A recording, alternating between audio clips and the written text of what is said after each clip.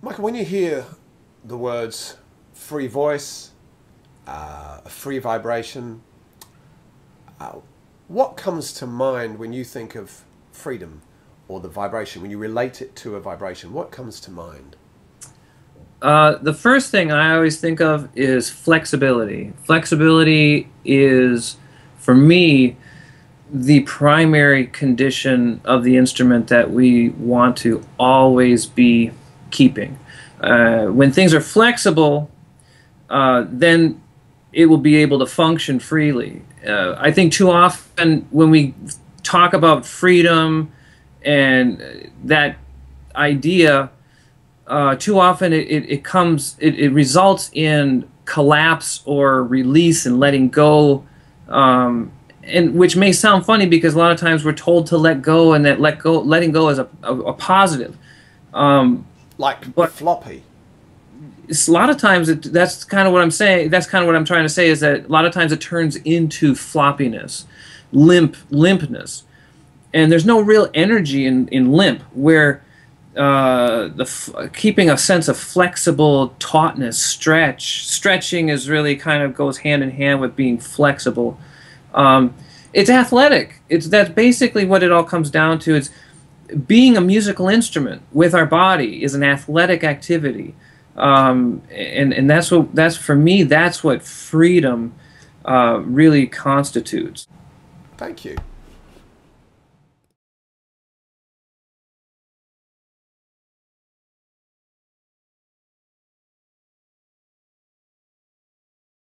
Is the Throw the question. Well, if I say to you a free vibration, Uh-huh. what does that mean to you, Anthony?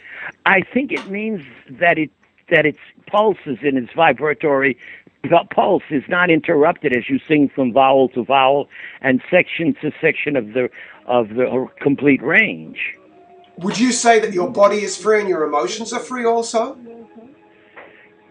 Yeah, well, your emotions are coloring it, but you mustn't interrupt with the mechanics. Right. That's just like a law. You're not.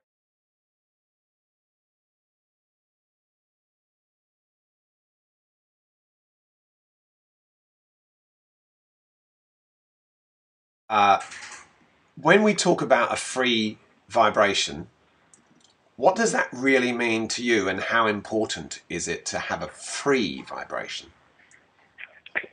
Free vibration means for me a free body.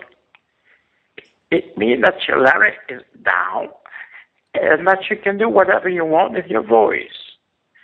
So if you want to sing piano, you sing piano. If you want to sing folk, you can use your muscle from the neck side of your back, and you can sing as much as you want. But for me, it's also important that your tongue should be in the right position.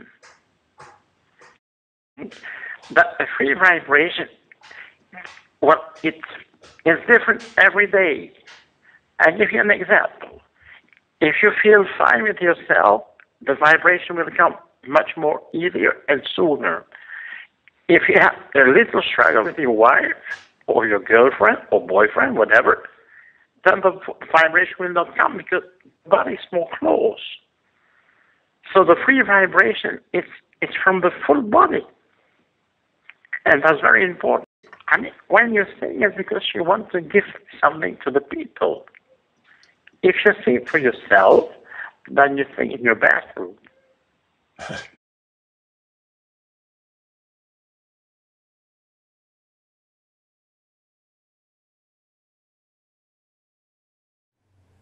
Joseph, really good to see you. A very simple question for you. When you think of a free vibration, when you think of a good vibration, a healthy vibration, what does it feel like? What do you think of? What comes to mind? It's a tough question because it's a confusing question.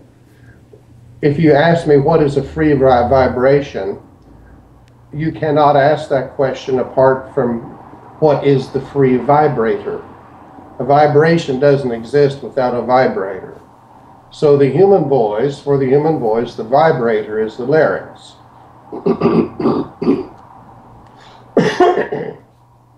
So we could ask, what is a free vibrator? And then presumably what would be produced by the free vibrator would be a free vibration. So there are lots of theories about what constitutes a free vibrator or a well-functioning larynx. To me, it means that the larynx is well energized. It does not mean that the larynx is used in a yawn-sigh approach, as Vennard taught. I think we've seen past that now. It's not to say that the Bing Crosby School of Singing wasn't a good or a free method of singing. It was, but it was just a tiny usage of the voice. So especially to try to teach the yawn-sigh technique to opera singers is very deceptive. There are lots of muscles which must be used in energizing the larynx so that we could say that it is free. It is only free when it is used in an energized way. It's not free when it's lazy. See, there's always a mistaken idea of terms that lazy means it's free. No, it just means it's lazy. So, might seem like it's very free, but it's just lazy. It's not really singing. So there's lots of schools about what the vibrator of the larynx needs to do in order to be free. Since this is a short answer, I'm just going to say it has to be well energized. And the amount of medial compression that's involved in that energy is far greater than what we once thought. Far greater than what the yawn-sigh school thought. There's enough ergs of energy and medial compression by an opera singer singing one note to light up Vancouver for an evening. I mean, there is enormous energy being used in the free tone. Now, when you say free vibration, other people may have in mind the vibration of the vocal tract or the air in the vocal tract. And in that reference, then, a free vibration is one in which the vocal tract does not offer impedance to the flow of the sound waves. Impedance is offered into flow by a variety of ways, mainly constriction. So constricted walls of the pharynx will impede the vibration. Other people may be thinking of bodily vibrations, which are the byproduct of vocal tract sound production. They are sympathetic. Sympathetic, indeed.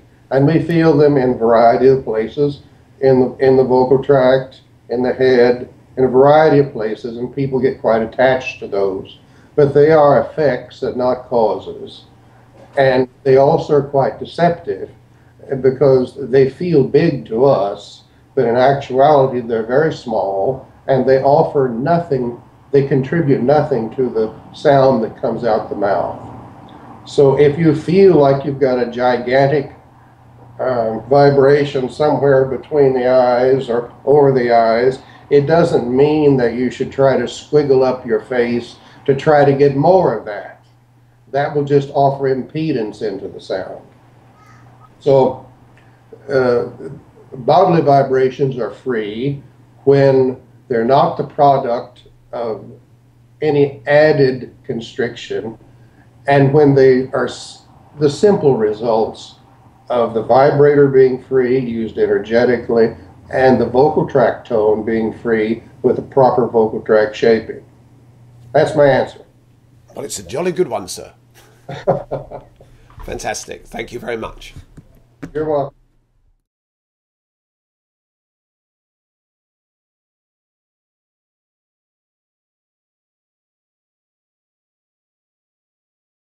So, All right. So, Marion, thank you for speaking with me.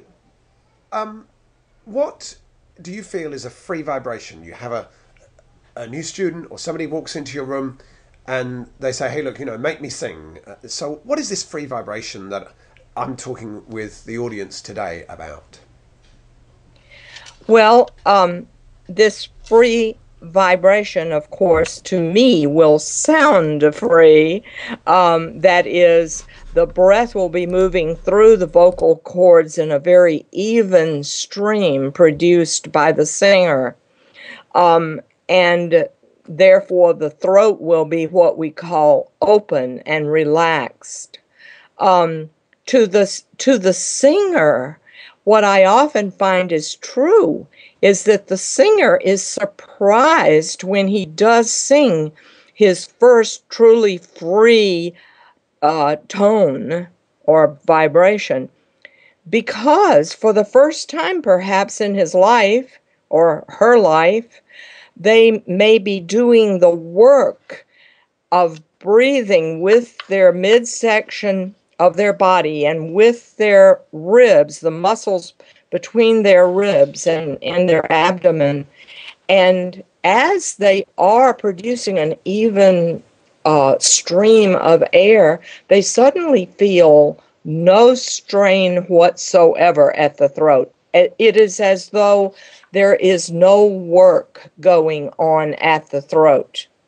Many students have to learn to keep their heads down because they've been used to straining at the throat and raising their heads to produce a high note, which is completely counter to what they want, but they don't know that. They think it'll help.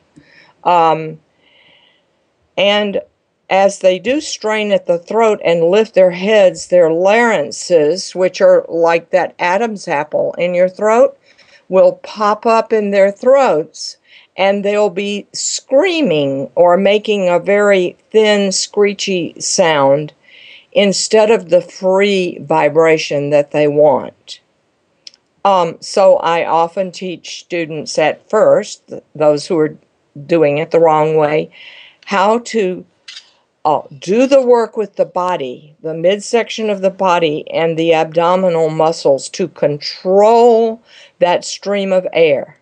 Often I have to tell them too, not to take too big a breath. Don't tank up, so that you're lifting your shoulders, because if you tank up that much, you'll have to let all the breath go at once. So they'll learn to take a relaxed, medium-sized breath and then control it with the midsection of the body. Keep the head down and let that tone come forth through that open throat. Sometimes I let them lift their arms, or actually instruct them to gradually lift their arms as they're going into an ascending phrase, going higher and higher in the notes, because that will help them to keep their chest cavity open. And open chest is open throat. So, and that's free vibration. Well, I love the thing what you said about the free vibration there. It was descriptive of almost everyone that comes in at a beginning level into my studio, and how they think the high notes are high, when in actual fact, I guess you could say they're horizontal. Right. There is not any height to a high note. You don't reach for it. You do the very opposite. You float it, if anything. You float it. You'd provide with your muscles of your lower body this sort of unbelievable kind of ebullience, you might say, or floating ability for a note that does not cause you effort at your throat at all. It's easy when you sing a high note well. Well, and there you go. That's a wonderful way to end it, really. It's easy when you sing a high note. And with that, Marion, thank you.